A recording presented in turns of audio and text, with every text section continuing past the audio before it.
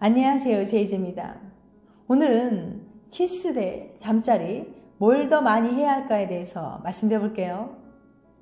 구독과 좋아요, 알람 설정까지 해주실 거죠? 그럼 바로 시작할게요.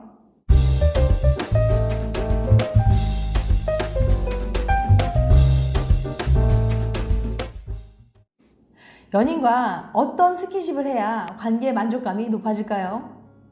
연인과의 스킨십이라고 하면 대표적으로 뭐가 떠오르세요? 키스 혹은 잠자리? 오늘의 주제는 바로 키스와 잠자리 중 뭘 더 많이 해야 하는가예요. 주제만 들어도 벌써 답이 궁금해지시죠? 무슨 내용인지 바로 알아볼게요. 지난 영상에서 언급했듯이 옥스퍼드 대학의 라파엘 윌로다르스키 교수는 남녀 902명을 모집해서 키스와 관련된 질문을 이것저것 했는데요. 그중 연애 중인 사람들에게만 몇 가지 질문을 추가했습니다. 현재 연애에 만족하는지, 연인과의 키스는 여전히 좋은지, 잠자리 횟수는 충분한지 등 은밀한 질문이었죠. 결과를 분석하던 윌로다르스키 교수는 엄청난 충격에 휩싸이고 마는데요. 왜냐면요, 커플의 관계 만족도가 키스를 많이 하는 커플이 잠자리를 많이 하는 커플보다 관계 만족도가 더 높았다는 거예요. 도대체 왜 이런 결과가 나온 걸까요? 윌로다르스키 교수는 이 결과에 대해서 이렇게 설명합니다. 놀라지 마세요. 잠자리와 키스 중 뭐가 더 중요한지가 아니라 뭘 더 많이 해야 하는 게 좋은지 알아본 실험이니까요. 키스와 잠자리 횟수로만 봤을 때 잠자리 횟수는 관계 만족도에 별다른 영향을 주지 못했습니다. 저도 놀란 결과였어요. 잠자리는 무조건 많이 하는 것보다 잠자리 횟수에 얼마나 만족하는지가 더 중요했습니다. 일주일에 잠자리를 4번 하더라도 관계 만족도는 변하지 않았지만 일주일에 한 번만 해도 본인이 만족한다면 관계 만족도 역시 오른 거예요.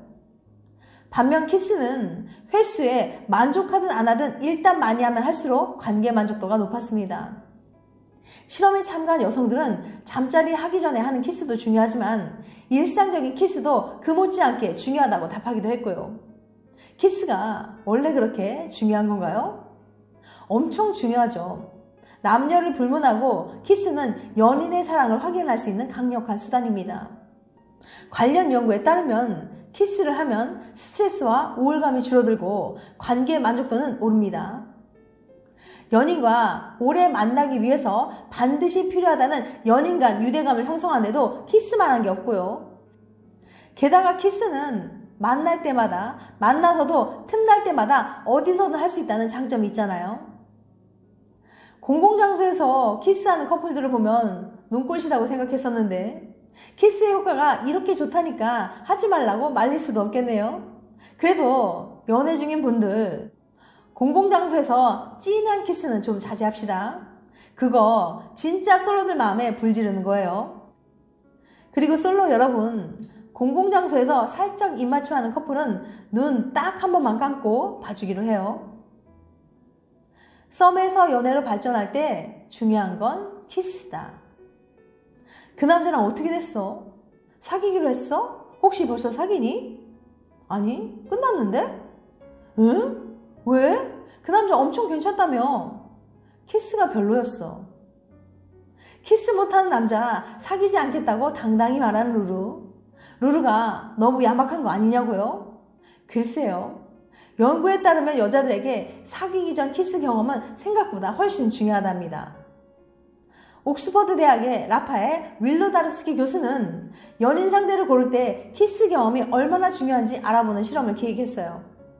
먼저 남녀 902명을 모집해서 썸 타는 사람과 연애를 결심할 때 키스 경험이 얼마나 중요한지 물어봤습니다. 썸 탈 때 키스가 얼마나 중요한가요? 라고 물어봤어요. 여자들이 남자들보다 연애를 시작할 때 상대방과의 키스를 중요하게 생각했습니다. 중요한 게 어떤 의미냐면 키스 이후에 마음이 확 식어버리거나 오히려 뜨겁게 불타오른다는 거예요. 아무리 선키스 후 사귐이 대세라지만 이거 너무 잔인한 거 아닌가요? 더 확실한 설명을 원하는 분들을 위해서 윌로다르스키 교수의 말을 들어볼게요. 여자들이 남자들보다 키스를 할 때 얼마나 좋았는지를 중요하게 생각한다는 연구 결과가 많이 있습니다. 키스 스킬도 중요하겠지만 키스 후 느낌을 결정짓는 근본적인 이유는 따로 있어요. 여자들은 키스를 통해서 남자의 유전적인 정보를 알 수 있거든요. 키스를 하면 침에 섞여있는 MHC 유전자, 즉 상대방의 면역력과 관련된 정보를 수집할 수 있어요. 물론 무의식적으로요. 이때 남녀의 MHC 유전자가 비슷하면 상대적으로 아이가 건강하지 않을 확률이 높습니다. MHC 유전자는 남녀가 서로 달라야 아이가 건강하거든요. 다양한 병균에 면역력을 갖추면 좋은데 서로 비슷한 면역력을 갖고 있으면 아무래도 아이가 극복할 수 있는 병이 많지 않으니까요. 여자들은 항상 임신의 가능성이 있기 때문에 연인을 고를 때 까다롭고 엄격한 기준을 적용합니다. 이왕이면 더 좋은 유전자를 가진 아버지 역할을 잘해줄 남자를 만나고 싶어하는 거예요.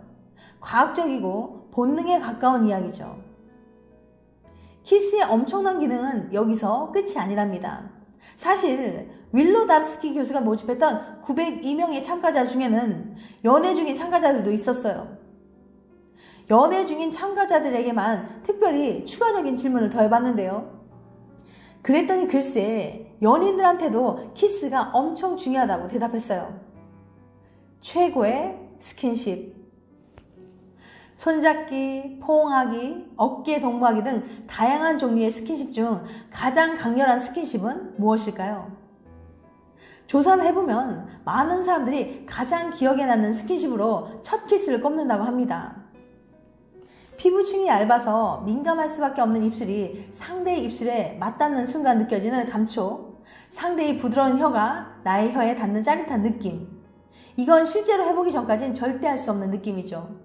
하지만 모든 키스가 좋은 건 아니에요. 너무 좋아서 날아갈 것 같은 키스도 있지만 반대로 기억에서 지워버리고 싶은 키스도 있거든요.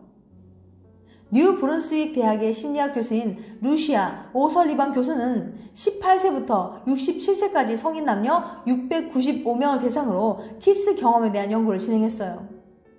오설리반 교수는 사람들이 생각하는 최고의 키스와 최악의 키스가 무엇인지 궁금했습니다. 사상 초유의 키스에 대한 연구 결과는 다음과 같았어요. 우선 최고의 키스, 중복응답 가능해요.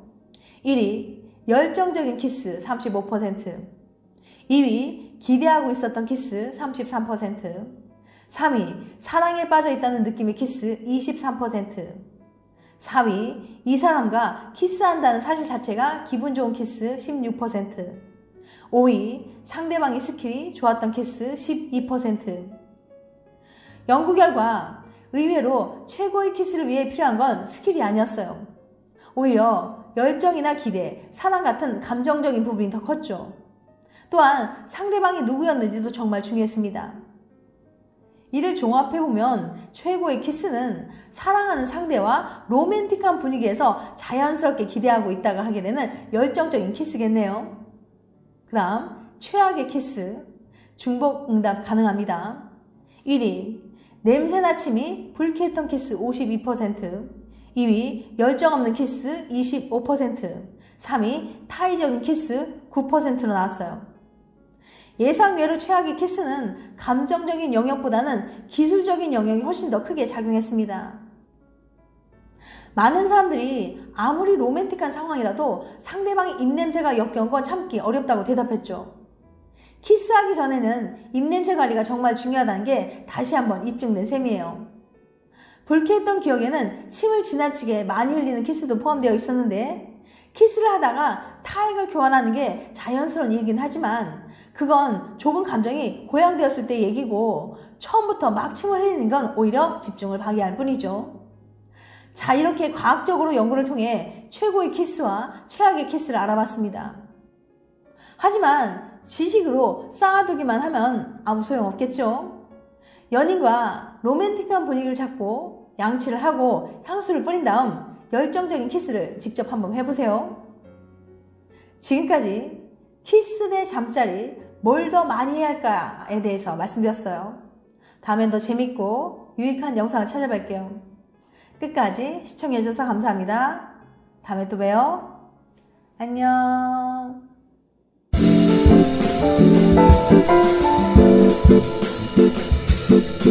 Thank you.